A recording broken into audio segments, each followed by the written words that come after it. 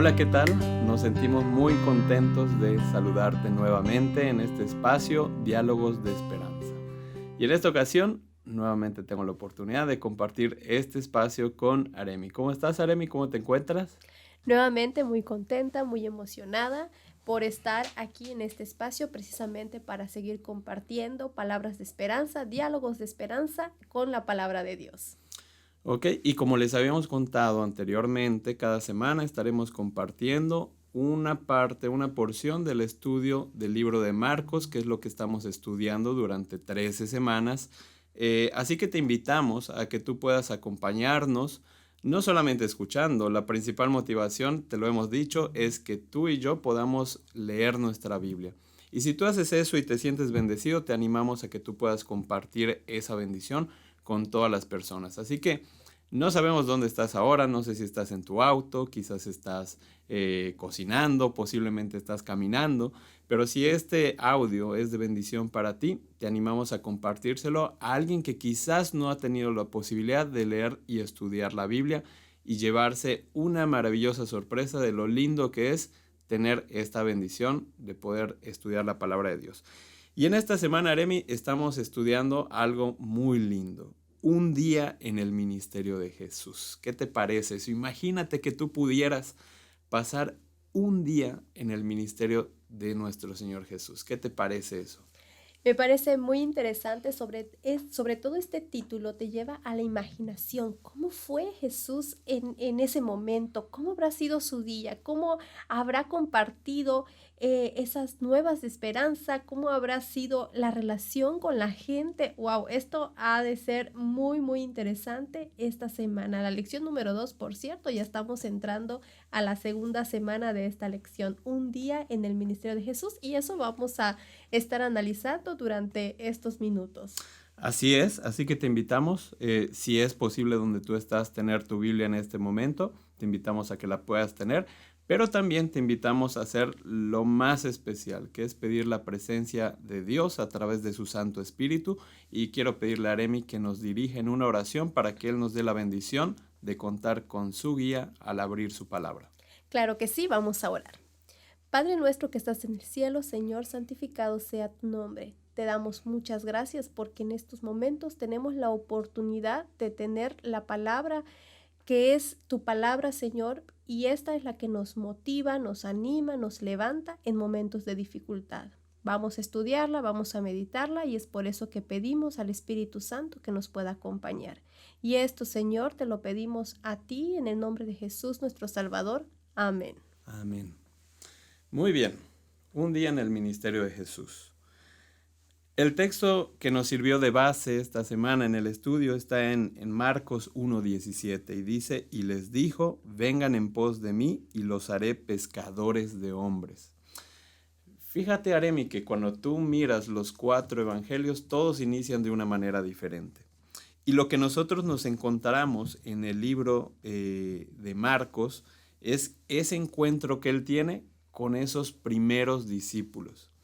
De hecho, en los versículos 16 al 20, en el capítulo número 1, se nos relata que él se encuentra con unas personas. Nos dice que él estaba caminando allá cerca del mar de Galilea y tiene un encuentro con estas personas. ¿Quiénes eran estas personas, Aremi? ¿Qué nos puedes comentar y qué podemos notar en este encuentro que tiene Jesús con estas personas allá en el mar de Galilea? Claro que sí, podemos ver, como mencionaste, Marcos 1:16 al 20 nos menciona que se encontraba precisamente Simón y junto a su hermano Andrés, y por otra parte también se encontraba Jacobo, hijo de Zebedeo, y su hermano Juan. O sea, nos da los nombres específicos de estas 4 personas. Y algo muy interesante que podemos ver, nos habla un poquito más allá en esos versículos de cuál era la situación de estos 4 hombres. Por ejemplo, ¿tú pudiste identificar algo de ellos?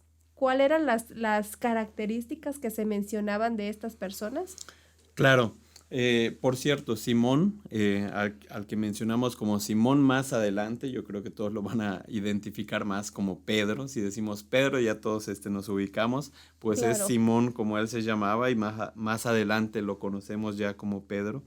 Pero sí, tienes razón. Nos dice que Jesús estaba caminando allá en el mar y a los primeros que se encuentra pues es a Pedro y a Andrés, Simón y a Andrés, Simón y ya. Andrés, y nos dice que ellos eran pescadores. Ahora, lo único que nos menciona es que ellos estaban echando una red en el mar. Entonces, después, si ustedes continúan leyendo, y recuerden, estamos leyendo el capítulo número 1 de Marcos, estamos en el versículo 16 al 19.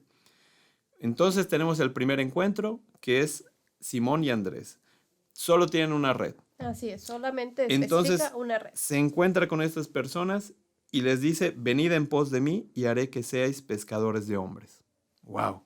O sea, Increíble. imagínate, Remy, tú estás trabajando, no sé en donde estés trabajando y de repente llega este personaje llamado Jesús y te dice, venid en pos de mí y haré que sean pescadores de hombres. Y les dice, síganme. Bueno, nos dice que tanto Simón y Andrés, su hermano, lo siguieron, Así es, dice, y dejando al instante sus redes, lo siguieron, o sea, inmediatamente. dejando al instante, nos lo aclara. Ahora tú me decías que si habían otras personas y qué diferencias encontramos, y es que nos dice que también estaba Jacobo y Juan, su hermano. Es correcto. Ahora nos dice que ellos estaban también en una barca, que también estaban ahí Trabajando. remendando sus redes. Y de repente nos dice que ellos tenían a su padre allá también, pero también nos dice que había jornaleros, o sea que quizás la empresa, la compañía en la que estaban Juan y su hermano, pues era más próspera que la que tenían Pedro y Andrés, su hermano también. Entonces vemos acá que hay dos, quizás llamémosle estratos sociales o rangos socioeconómicos de Mm, las personas a quienes se dirige. Sin embargo, yo creo que lo que hay en común en estos dos casos es que Jesús se dirige, les habla y les dice puntualmente la invitación y les dice, vengan conmigo. Y bueno, lo que también destacamos acá es que en ambos casos la respuesta fue la inmediata. misma. Lo siguieron. Nos dice que Pedro y Andrés inmediatamente lo siguieron. Y ahora, nota esto, Aremi. En el caso de Juan y su hermano, pues ellos, podemos pensar que Pedro y Andrés, pues estaban ellos solos a lo mejor. No era una compañía grande, eran ellos dos nada más a lo mejor. Pero quizás en el caso de, de Jacobo y de Juan, a lo mejor eso era una compañía más grandecita y tenían este otro Sí, personal, equipos de trabajo. equipos de trabajo diferentes. Y ellos también tienen la misma actitud. Jesús les dice, vengan conmigo, y ellos van con Jesús. Ahora, Aremi, yo te pregunto, eso cuando lo leemos nosotros, que ya tenemos a leer la escritura, a leer la palabra de Dios, tenemos noción y conocemos quién es Jesús. Claro. Pero ellos, ¿cómo es que llegaron a esta respuesta pues tan convencida de decir, bueno, dejo todo lo que estoy haciendo, dejo mi trabajo y voy a seguir a este personaje que me está hablando? Bueno, si lo analizamos desde ese punto, podría parecer que fue una decisión o una acción bastante precipitada, porque bien mencionas, teniendo, bien pudo ambas partes, ambos, digamos, tanto los hermanos de Pedro y Andrés, tanto de Santiago y Juan, pues en estar en diferentes posturas, uno, por ejemplo, teniendo una empresa, teniendo dinero, podría decir, yo no puedo dejar mis cosas, pero los otros también podían tener esa actitud de decir, bueno, pues es que yo no estoy trabajando, necesito trabajar, pero vemos cómo ellos deciden inmediatamente tomar esa decisión de seguir a Jesús. Ahora, tú estás preguntando cómo ellos tomaron esa decisión. ¿Fue algo precipitado? Pues si nosotros analizamos y nos vamos a otros evangelios, como precisamente en el libro de Juan, allí podemos ver cómo estas personas seguramente ya habían escuchado acerca de Jesús. Ok. Recuerda precisamente en Juan 1, en el capítulo 1, versículos 29 al 42, cuando Juan el Bautista hace mención sobre el Cordero de Dios que quita el pecado del mundo. Y es muy probable que estos jóvenes, estos hombres ya habían escuchado acerca de Jesús.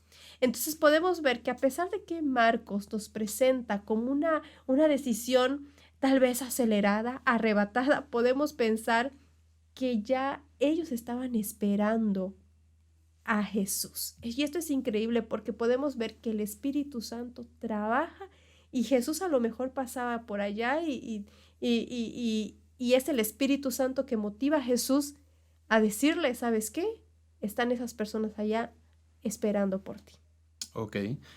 Por supuesto, o sea, en el libro de Juan nos deja claro que estas personas estaban escuchando a Juan el Bautista y Juan el Bautista estaba predicando, él anunciaba que iba a venir el Mesías y este concepto del Mesías era algo muy conocido por todo el pueblo de Israel.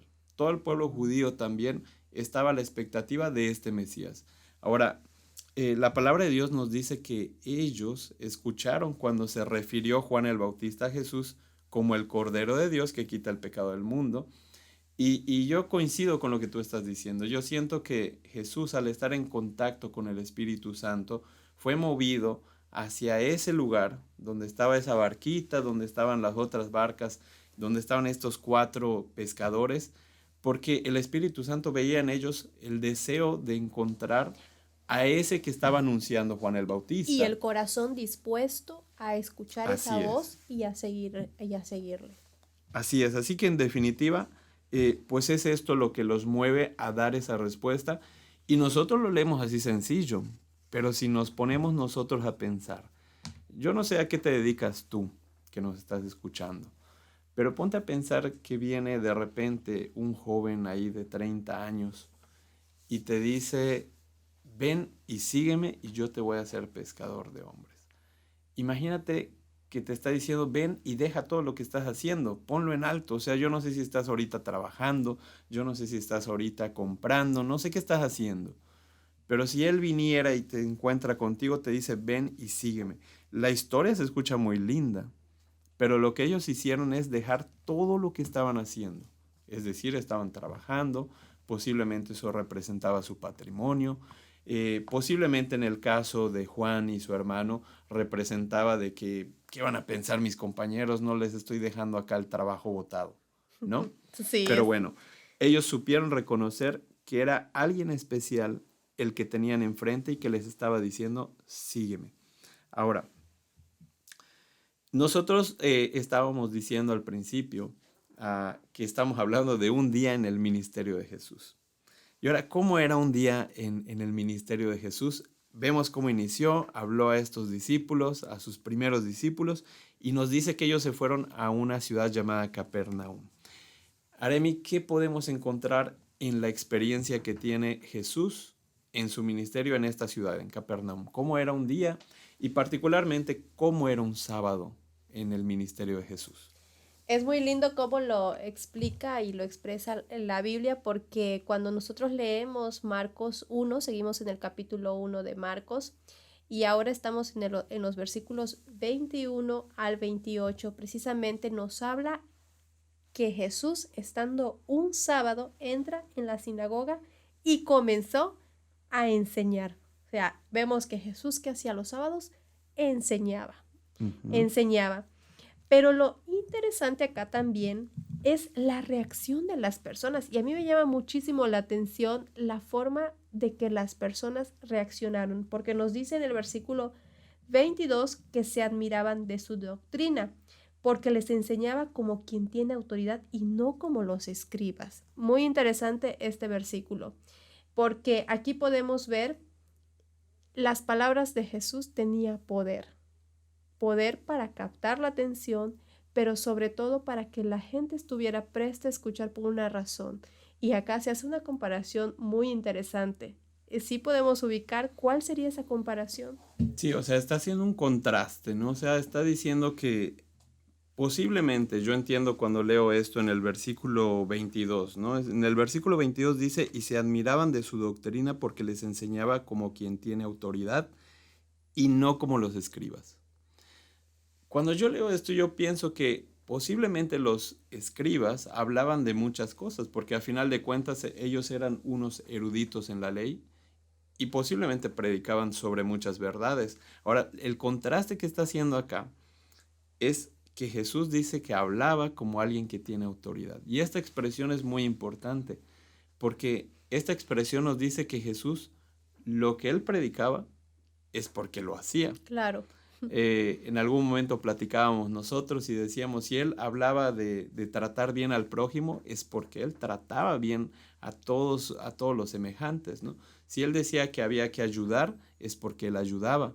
Y posiblemente este contraste que está haciendo es porque muchas de esas personas que se paraban en las sinagogas y que hablaban, posiblemente su conducta o su estilo de vida no reflejaba lo que las palabras de ellos decían desde el púlpito, ¿no?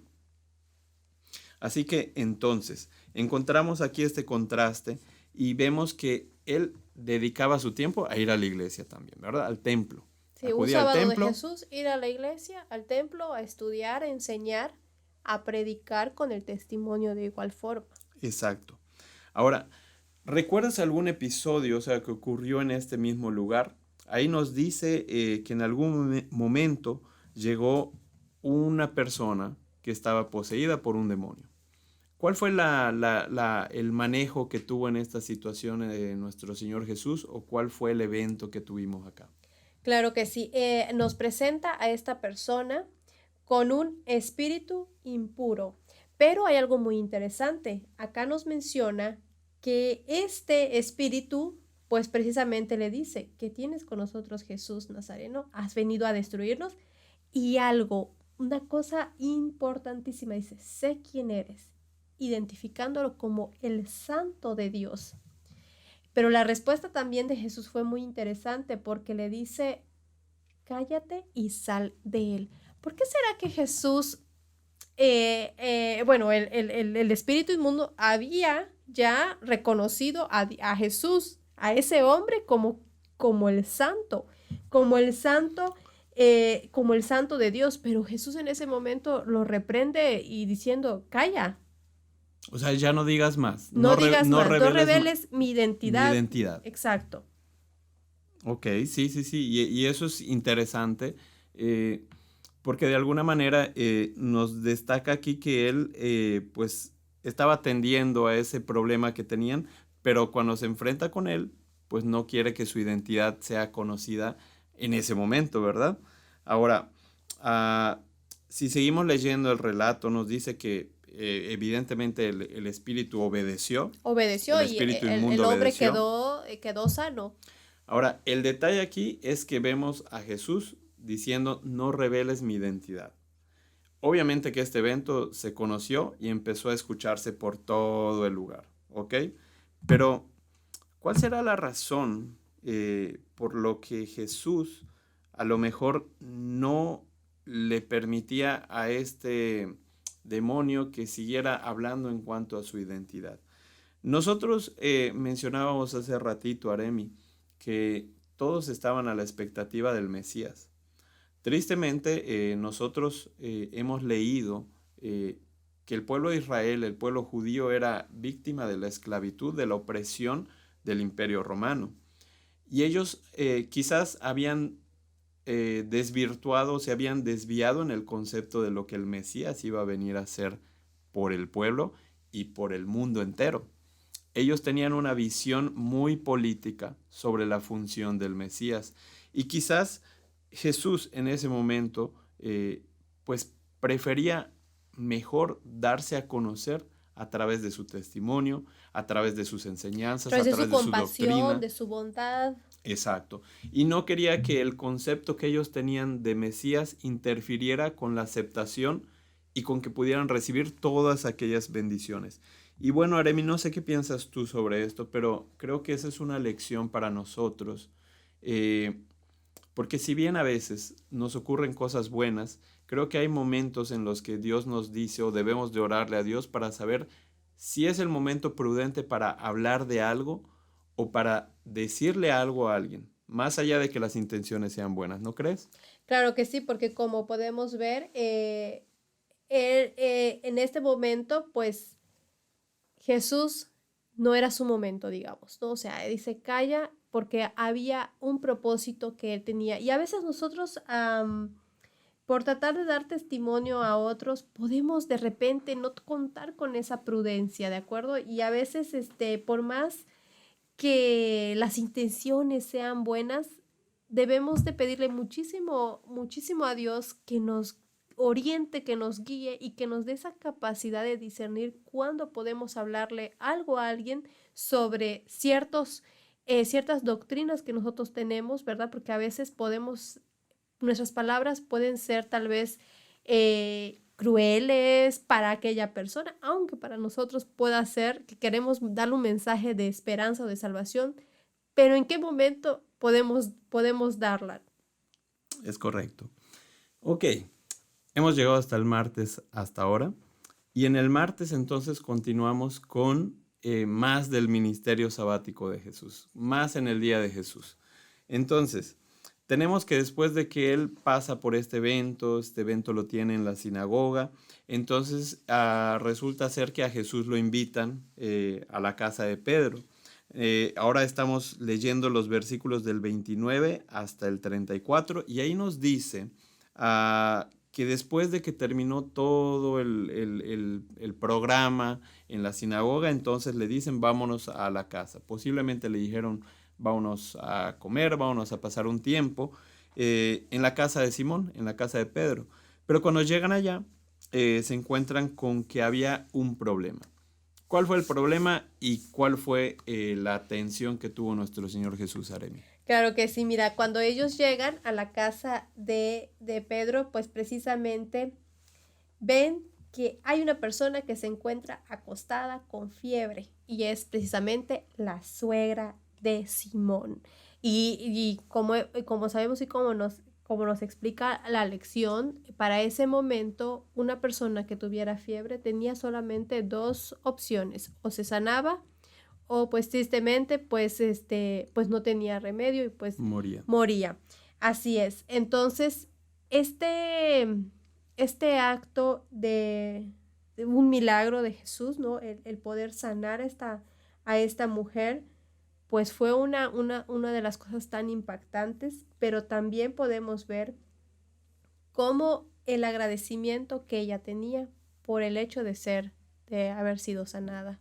¿Cuál fue la actitud que ella tuvo? Y tú dices el agradecimiento porque los que están leyendo el relato pueden ver allá que ella pues estaba en la cama y de repente la sanan. ¿Y cuál es su actitud? Pues decir, miren, ¿en qué les puedo servir? ¿Qué quieren comer? ¿Quieren unas tortillitas? ¿Quieren tomar algo? ¿Cómo se pueden sentir a gusto aquí en mi casa? Y bueno, ahí vemos la gratitud, ¿no? De alguien que recibe una bendición de Jesús. Ahora, esto también, Aremi, ocurrió en el sábado. Seguimos en el sábado de Jesús. Más ministerio sabático. Seguimos en el sábado de Jesús. Va al templo, lo invitan a comer a una casa, va a pasar un tiempo con amigos, a compartir los alimentos quizás. Se encuentra esta necesidad, sana esta persona y eso también, por supuesto, es bien sabido por todas las personas que están alrededor. Es que te imaginas estar en un lugar donde hay una persona que tiene la oportunidad de sanarte, o sea, tiene la oportunidad de cambiar tu vida, todas esas dificultades y ver que estás al alcance, pues tú irías inmediatamente al lugar donde está esa persona para poder recibir una atención. Pero lo importante también es de que esas personas esperaron que llegara la noche. Recuerda que estábamos el sábado. Entonces la gente llega a la casa de Simón y la Biblia nos menciona que fueron un montón de personas. Y que se esperaron hasta que se pone el sol, ¿no? Así es. Ok, entonces nos dice que llegaron muchas personas y vemos que el ministerio de Jesús trasciende el sábado, Aremi, porque dice que después de que se puso el sol, pues todos los que habían estado guardando el sábado llegaron allá y le presentaron a diferentes situaciones, diferentes enfermedades. De hecho, había personas que estaban igual poseídas por algún demonio y todos se los llevaron a Jesús y Jesús empezó a sanar, a sacar demonios, a curar, a atender a las personas. Posiblemente es un sábado completo y exhausto, ¿verdad? Jesús no dejó de trabajar hasta que el último doliente hubo quedado aliviado. Así es. Eso ha de ser muy gratificante, pero también muy, muy agotador, ¿no sí, te parece? Gratificante lo es porque nos dice que Jesús, o sea, pues él se satisfacía al ver cómo las personas eran sanadas y cómo su semblante cambiaba, pero por supuesto cansancio físico por seguro. Ahora, nos dice que Jesús se va a descansar y ahora vamos a la parte Para, titulada El secreto del claro, ministerio de o sea, Jesús. esto me lleva a pensar cuál sería el secreto de Jesús para tener un ministerio tan lleno de actividades para recargarse y ahora vamos a ver cuál es el secreto de Jesús. Claro, bueno, el secreto está en el versículo 35, ¿ok? Nos dice, levantándose muy de mañana, siendo aún muy oscuro, salió y se fue a un lugar desierto y allí, ¿qué decía? Oraba. Oraba. Eso es lo que él hacía. Entonces, ese secreto, pues no es tan secreto como lo podemos ver, pero ¿cómo podemos interpretar esto, Aremi, eh, en cuanto a la fortaleza que tenía el Señor Jesús espiritualmente? ¿Dónde vemos entonces la clave? Si bien no es un secreto, pero sí es la clave, ¿no? Es la clave y yo creo que tal vez muchas personas las que nos estén escuchando puedan sentirse identificadas, llegar un sábado. Yo creo que muchas personas anhelamos, después de tener una semana llena de trabajo, llena de tal vez niños en la escuela, estar en el trabajo, estar en la casa trabajando, deseando el sábado, pero aún dentro del sábado también tenemos ciertas funciones y solamente hay una cosa que podemos hacer para poder refortalecernos, o sea, fortalecer nuestra mente, nuestro cuerpo. Y si nosotros hacemos lo que Jesús hacía, es Dios el que nos va a dar esa capacidad Esa y energía, esa esa energía, fortaleza. claro, desde luego. Y durante varios versículos, varios capítulos de la Biblia podemos ver cómo Jesús oraba. Jesús era un hombre de oración. Y si mismo Jesús necesitó dedicar tanto tiempo a orar, la pregunta es, ¿cuánto tiempo deberíamos nosotros pasar en oración?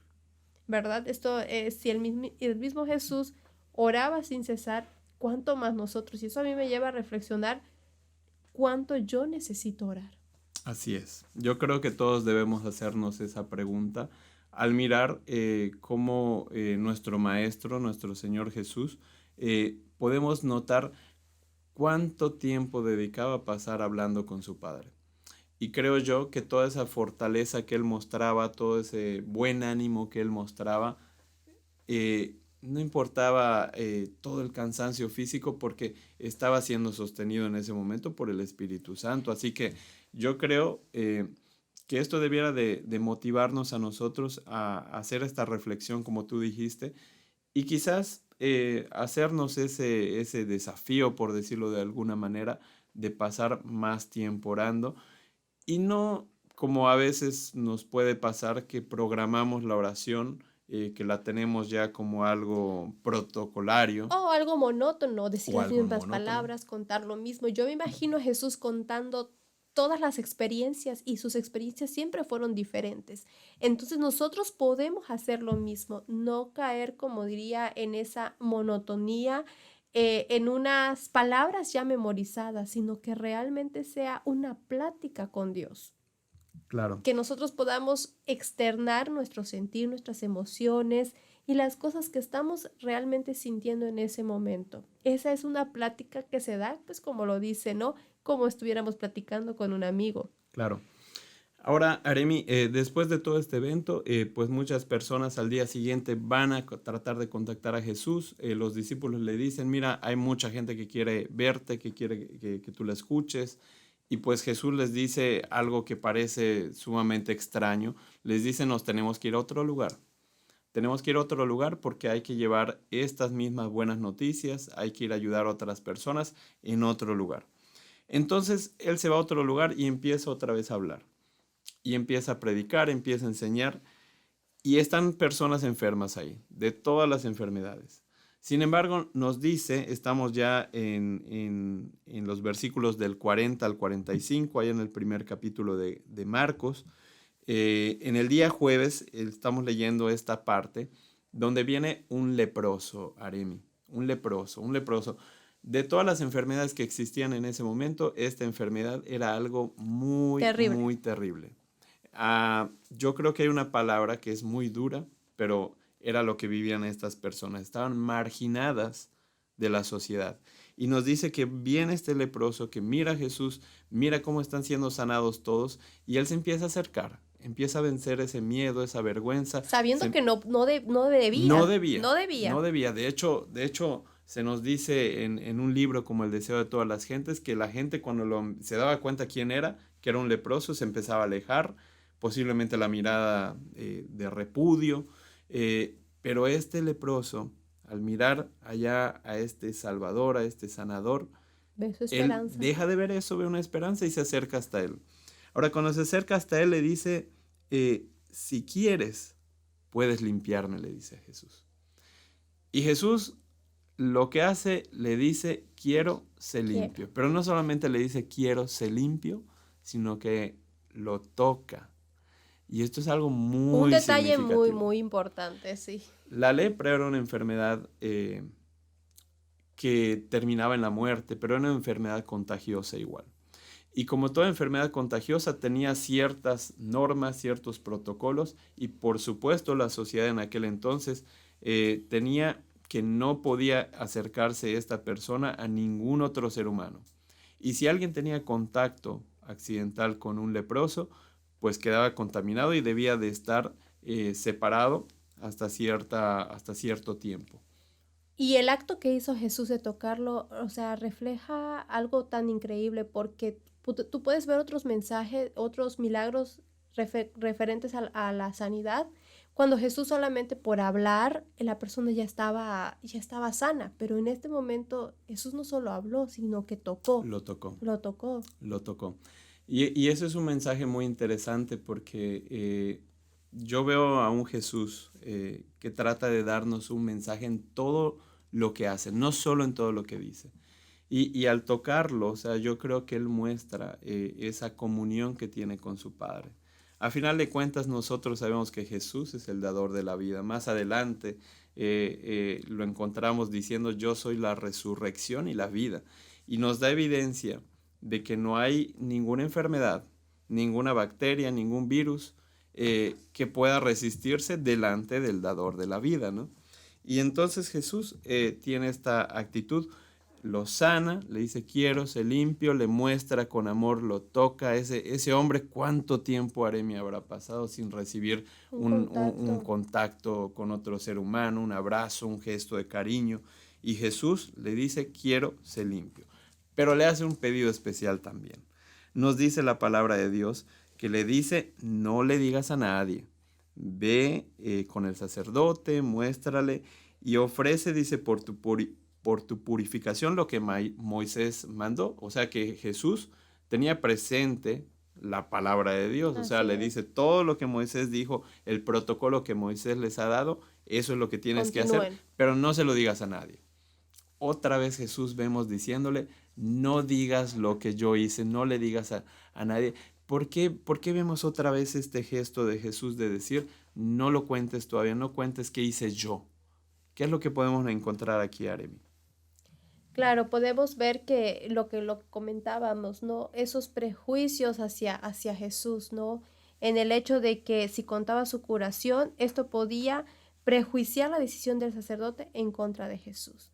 Entonces esto nos lleva otra vez a una reflexión que hicimos inicialmente, ¿no? ¿Cómo podemos ser cuidadosos para no hacer cosas que obstaculicen la difusión del evangelio, independientemente de cuán buenas sean nuestras intenciones? Hacer las cosas con una prudencia, exactamente, con una prudencia. O sea que lo que podemos ver en este último punto es que inclusive para compartir el mensaje, para compartir las buenas nuevas, para ayudar, hay que buscar la prudencia como un valor que debe acompañar toda buena acción. ¿Por qué? ¿Cómo lo notamos esto? Jesús le dice no le digas a nadie. ¿Qué es lo que pasó cuando este personaje, que no dudo que fue con las mejores intenciones a divulgar lo que Jesús había hecho con él, pero simplemente el ministerio de Jesús en esa ciudad no se pudo realizar como lo hubiera querido hacer Jesús. Jesús vimos que en Capernaum estuvo en las sinagogas, estuvo en los templos predicando, posiblemente iba a las casas. Quizás él quería hacer lo mismo, pero después de que se supo lo que él hizo, nos dice que él ya no podía entrar a la ciudad. Entonces tenía que estar afuera. O sea que cuando Jesús nos dice, ¿sabes qué? Mira, en este momento quizás no es el mejor. La idea está bien, Exacto. Y La eso, intención es la buena. intención está bien, el mensaje está bien, es la verdad, es correcto todo, pero este no es el Mm. momento o esta no es la forma quizás. Así que querida familia, queridos amigos, queridos hermanos, yo encuentro acá muchos consejos y muchas cosas que yo creo que nos están animando a seguir estudiando nuestra Biblia. No sé tú, Aremi, pero esta semana por lo menos yo creo que estamos siendo bendecidos al mirar cómo es un día en el ministerio de nuestro Señor Jesús. Con una agenda bastante llena, bastante interesante y sobre todo una agenda llena de compasión y misericordia para los demás.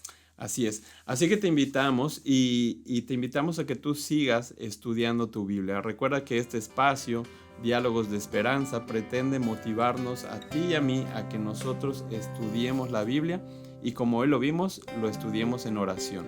La próxima semana también estaremos estudiando otra parte del libro de Marcos. ¿Cómo se titula la lección de la próxima semana?